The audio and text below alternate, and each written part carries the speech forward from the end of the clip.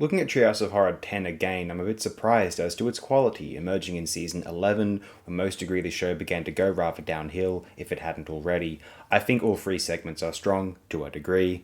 Looking at this opening segment, I Know What You Diddly Diddly Did, it's a classic, a fantastic segment. I viscerally remember seeing this when I was young, it being creepy but rather entertaining. It is superbly animated for a Simpsons piece, a fine homage to two archetypes of horror media, the unknown stalker I Know What You Did Last Season, and the werewolf tale.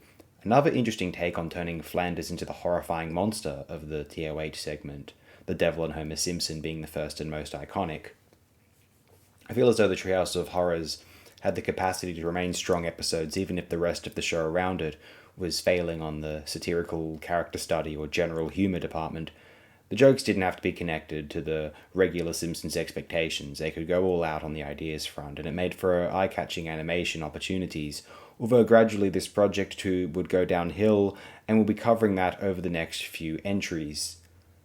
Desperately Seeking Xena, aka Stretch Dude and Clobber Girl, would wind up being this episode's weakest segment, but is still rather strong in its own right, originating the famous pop culture quote slash cop out, "A wizard did it."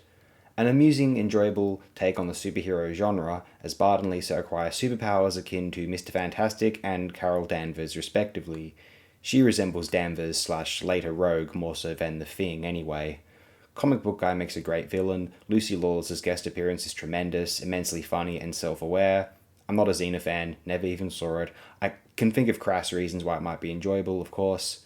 Great variety of visuals and imaginative animation. Desperately Seeking Xena is always enjoyable, even if it feels underwhelming or less scary than the two segments which surround it.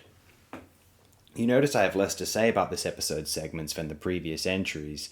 Blame the episode, not me. If you expect formal quality out of a YouTube channel, the appeal of which always was, to me, a degree of refined informality, you can find better and more productive things to do. Read some books, Huxley, Woolf, a bit of E.P. Thompson, bit of Alasdair MacIntyre, some of Norm Finkelstein's latest work, Ian Sinclair, bring it back to some fiction. And now, potentially the most memorable, certainly creepy and unsettling of the segments, one of the most disturbing TOH segments arguably, Life's a Glitch and Then You Die. Seeing the end of the world so viscerally and destructively was definitely unnerving, the final fate of The Simpsons and Springfield and it all being Homer's fault, of course it was.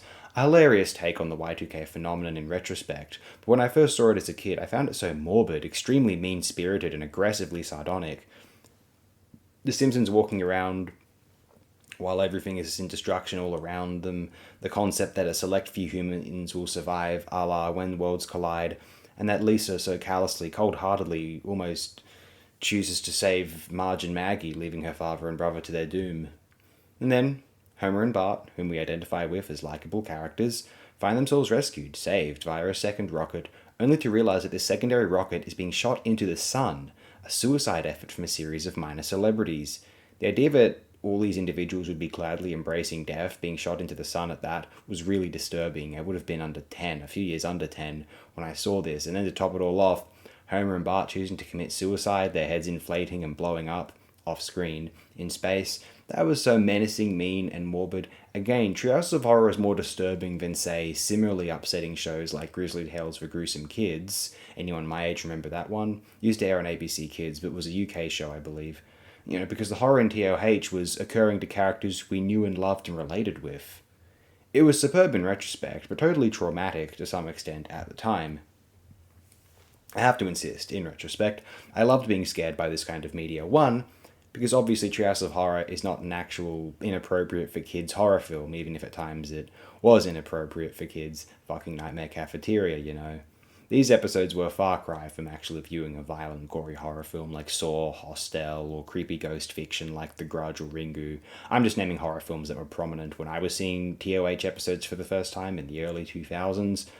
I can guarantee you that actual horror films would have creeped me out a lot more than the TOH programs did, so thank goodness I didn't see many of those sort of films until I was approaching high school. Also, let's face it, the actual horrors of the real world pale in comparison to your memories of being scared by a television show. If that was what was scaring you in your childhood was pleasant, as mine generally was. By the time one is an adolescent or adult, you experience some truer fears of this world, the proximity of injury or death, those dreadful phone calls from medical establishments regarding someone's fate, Sometimes driving home in heavy traffic and hard rain over the Sydney Harbour Bridge at night makes any moment of fear from my childhood seem so mild by comparison. That is fundamentally why I love horror fiction, because it is play scary, not scary as in why can no one get in contact with them, where are they, so and so is waiting for results from the doctor, or will someone fire a nuke scary. It is scary as in imaginary monsters, spooky abodes, and unreal fantastical supernaturalism scary. It is escapism from what truly awaits beyond the shadow line. A moment for us to enjoy fear and trepidation, emotions which are otherwise very grim if experienced as an adult.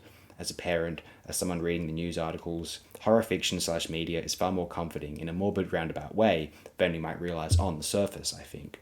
It is disappointing to know that Treehouse of Horror 10 would be the last truly consistent Treehouse of Horror episode, although the next four will have one really strong segment each, at least, and so I will be discussing those ones, but nothing beyond them. I have to say, I'm unsure if I'll be doing any more classic series retrospectives once this and the classic Futurama set are complete, because I don't like enough TV shows to warrant it. I'll stick to films, maybe do some more comic book stuff, but that'll be it. Obviously some audiobooks here and there. The only other show I would be immediately tempted to discuss would be the original Mobile Suit Gundam, but unless I have Noel Oakeshott in tow, there would be no point doing that without his infused expertise on the real robot subject. Plus, I discussed in some capacity the film trilogy anyway, the show adapted, re-rendered and edited into 3 feature films, so I might be retreading old ground in any case. But hey, maybe I'll feel like doing it anyway. We'll see what happens. Until next time, thanks for watching. If you have, stay well as you have ever been.